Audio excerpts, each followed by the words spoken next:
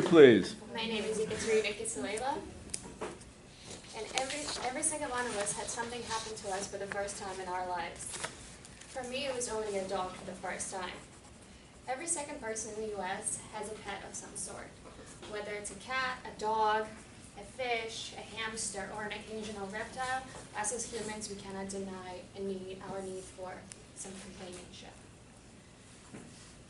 Bringing an animal into our home alters our life, alters our way of life. I'm here to tell you about my first dog, Leo, and how he changed my life. Now, let me introduce you to Leo and our short years together, where he reshaped me as a person. Leo was a 120-pound Doberman pinscher of black and rascal color and an extraordinary personality. He was brought in from Serbia by his first owners as a puppy, and having a champion bloodline, he was going to be used for breeding. However, living in a tiny apartment in Miami Beach and having inexperienced owners got in the way of this boisterous puppy. Having a working bloodline, unlimited amount of energy, and doubling in size every 2 months, they decided to keep him in a bathroom so he'll stop destroying the rest of the house.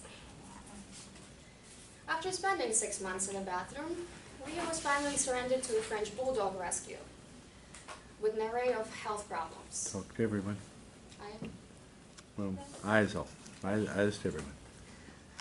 And an ability to spend hundreds upon hundreds of dollars in vet bills, food, and for an 80-pound, 6-month-old teen, the lady that ran a rescue had to sell the dog for $1,700. That's when Leo was bought into a home of our family friends, the Cannons. Seemingly a stable home they were dog lovers, so Leo easily fit right in. They had 2 other dogs, a male Doberman named Max and a Chihuahua named Prince. Max became Leo's best friend,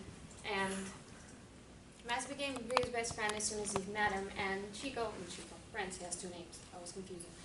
Prince became his dog bed sharing partner. They slept together all the time. But Leo's perfect life was soon to come to an end again. That's where our story begins.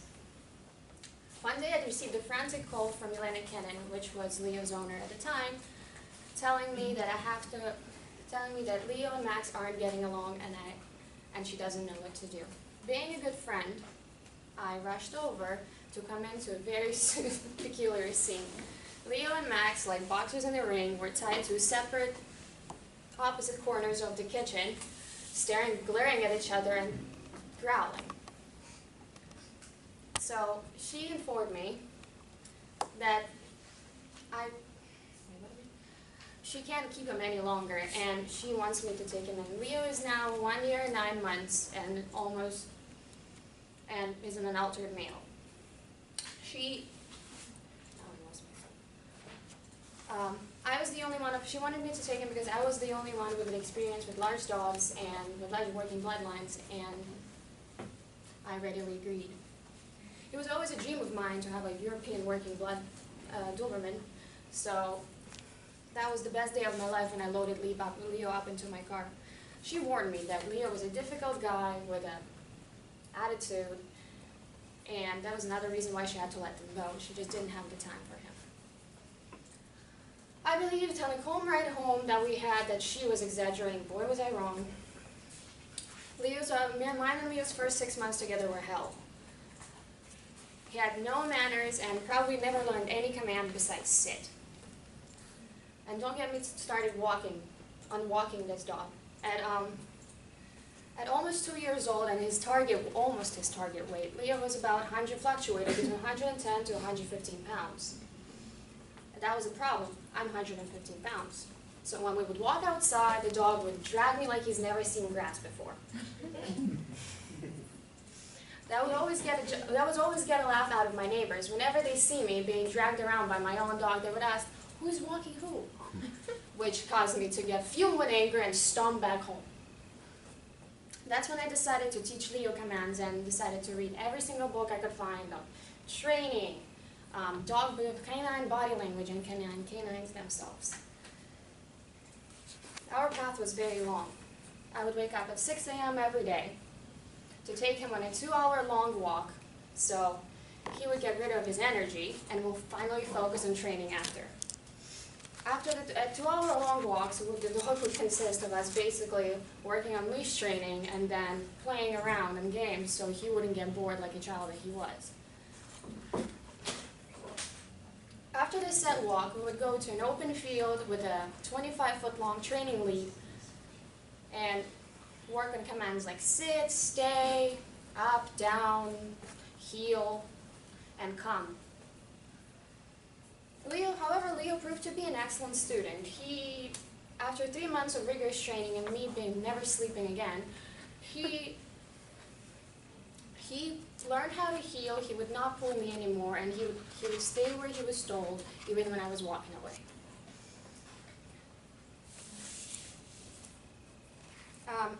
From learning and reading any book I could find about training techniques and so on, I also read a lot of breed-specific literature.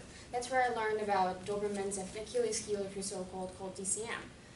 It's a dilated cardiomyopathy, which is a genetic disease of the heart.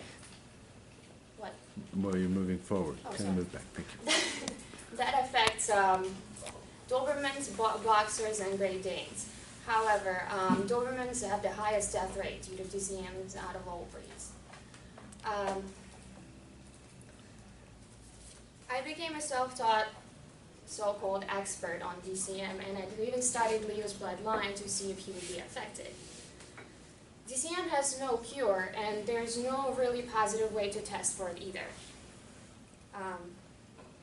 Most tests are done by prediction, and my prediction for Leo was that he would be affected by DCM when he was going to be 7. Not a death sentence, but sadly, DCM is not a death sentence, but sadly, every dog can be affected differently. Leo passed away when he was 4.5 years old from DCM, but not before he managed to teach me planning, discipline, unconditional love, and bring color to my mundane 9-to-5. Leo altered my life, and like a meteorite, changed my career path from studying business. I went to study veterinary medicine instead. He wasn't a perfect dog, but he was my dog. There's a first time for everything, and it almost always changes our lives. Which first experience have you guys had that changed your life?